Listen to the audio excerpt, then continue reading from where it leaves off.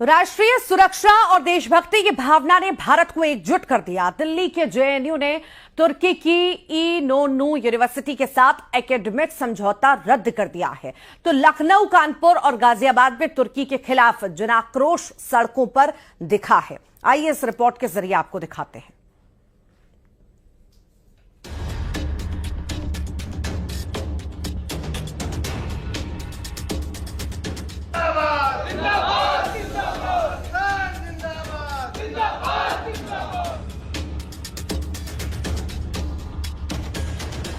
राष्ट्रीय सुरक्षा सबसे ऊपर है।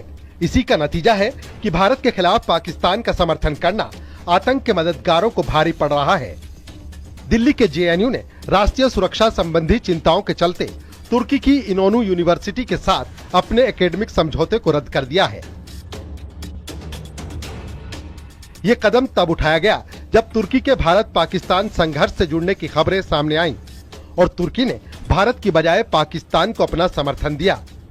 जेएनयू की तरफ से बयान में कहा गया है कि वो ऐसे वक्त में राष्ट्र के साथ खड़े हैं। JNU teaches Turkish as a language in the School of Languages, Literature and Culture. And we have an Indian professor who does it. And because of that, the administration thought that we should not have any relations with a country that supports terror and that stabs India on the back. And how can you have a relationship with somebody who's undermining India's national security? उधर लखनऊ के छोटे इमामबाड़े के बाहर शिया धर्म गुरुओं और मुस्लिम समाज ने तुर्की के खिलाफ हुंकार भरी। ऑपरेशन सिंदूर में तुर्की के पाकिस्तान को समर्थन देने पर गुस्सा फूटा। सड़कों पर तुर्की का झंडा और हाथों में कुरान लिए लोगों ने तुर्की के बहिष्कार का ऐलान किया।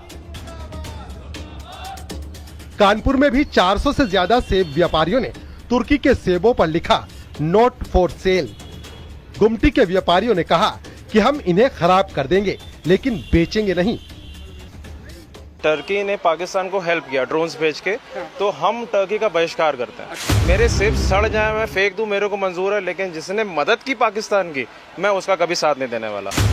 गाजियाबाद की साहिबाबाद मंडी में भी व्यापारियों ने तुर्की के सेबों का बहिष्कार किया और कहा पाकिस्तान का साथ देने वाले का माल भारत में नहीं चलेगा।